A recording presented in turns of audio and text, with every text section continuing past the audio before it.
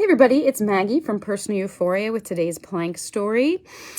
This is a long plank, so I would say maybe start with a plank, take a break, do a side plank, take a break, the other side, change it up, or get up and start walking around. I'm inspired by someone, if they're listening to this, who gave me this thought today. Just walk around your room backwards to change it up. Make sure there's no trip hazards, but walk backwards, rotate, walk backwards, and just explore what it feels like to walk backwards, as long as you can do that safely. But again, it's a long one. All right, here goes. Pick whatever movement you would choose to do. So, I believe it was 8 years ago. Actually 9 years ago, a friend of mine sent me a link about this guy in Canada who had made this multicolored igloo by filling half-gallon cardboard containers with water and food coloring. And we were having a pretty frigid winter here in Connecticut, and I thought that was a great idea. So I started collecting half-gallon cardboard containers, and my neighbors were helping, my family, clients, friends, everybody who knew I was doing this was giving me their cardboard containers. But it turns out it's not a very popular beverage size. So the whole winter came and went, and I had barely 100 or just over 100. And I thought, what are the chances we're going to have a cold enough winter to do this again? Like, this was a wicked cold winter. But we have some attic space. And I said, well, I'll just keep collecting and we'll see. And everybody continued to give them to me. Stu Leonard's in Newington was collecting them for me. And we come back to and at some point, it comes back to winter and it's cold. And I'm still nowhere near enough. Hundreds away. And so Matt, who I don't think I've ever seen him care what people think. This is the one time he really was bothered by my actions. We were desperate for more half-gallon containers. So one night on garbage night, I went around to all the neighbors digging through recycling bins looking for half-gallon containers. And I think even in doing that, I got 8. It really wasn't worth the effort. And again, just reiterated, no one buys this drink size. So we were preparing for a real cold spell, but I was 150 containers short. And my friend Amy, who had suggested this from the beginning, who lives down in Fairfield, went around to all the local Dunkin' Donuts by her and asked them for any extra half-gallon containers. And they provided, and she drove them up from Fairfield and brought me 150, which gave us enough. So I had, somewhat foolishly, not cleaned out any of the containers as I got them. And when I would open these plumes and spores of disgusting stuff would come out. So I put on a bandana. It smelled terrible. You might think milk that's year-old crusted into containers is the worst. Nope. Orange juice was the worst smelling thing to open.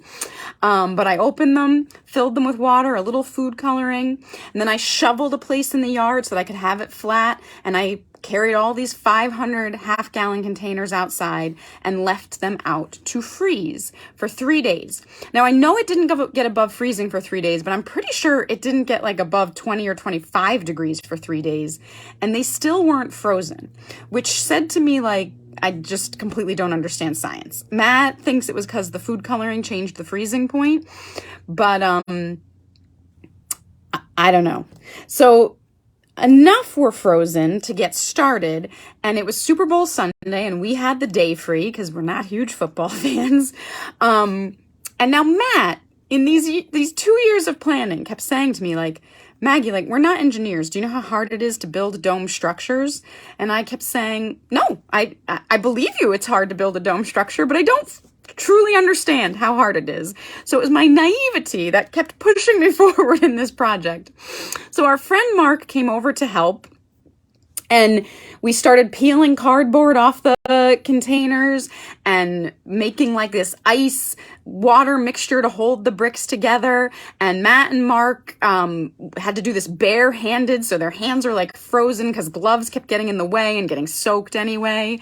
And we measure it out as best we can, and we estimate, how many bricks we need on the first layer and how many layers we should have and what the curve should be. We had to collapse a couple of times. We had to build up with snow and build around it and then dig out the snow and hope it stayed up. Meanwhile, neighbors stopped by and they took ones that weren't frozen to see if putting them in their freezer would freeze it faster. Clients were stopping by and friends and just taking all this cardboard because it was way more cardboard scraps than we could put in our recycling bin. So people were coming by and helping out in different ways all day. And in a day and a half, we built this igloo. And now I fully anticipated, partly because we didn't know what we were doing and because I figured it would warm up, that this might last like 24 hours. So the first night we had it, I woke up at 2 in the morning and I ran to the front window to check, was it still up? And it was. And I was so excited. And now it's multicolored. And so during the day it was pretty, but at night we'd put a light inside of it and it would like glow like a rainbow igloo. So it was especially pretty at night. And then we just had this frigid spell. And the igloo lasted for 3 weeks until it completely drained of color and was a white igloo. We ended up intentionally taking it down because we think people were climbing on it, and it was structurally sound for much of those 3 weeks, but we started to get worried it wouldn't continue to be. My grandmother came over on her 89th birthday, crawled inside. We all went in together, and she said it was one of the best birthdays she ever had. And it was just an excellent winter memory that I always think so fondly of, that kind of took this cold winter and made it a little bit better. But it came together with the help of many, many people. So anyway, if you do want to see a video or pictures of it, it's still online. I took the news clip that came of it. It's on my website. You can go to personaleuphoria.com, go to our media page and scroll down and you'll see the news clip, Connecticut couple builds igloo. So enjoy that. I hope you've enjoyed all your planks and you're walking backwards. And as always, have a great day and keep moving.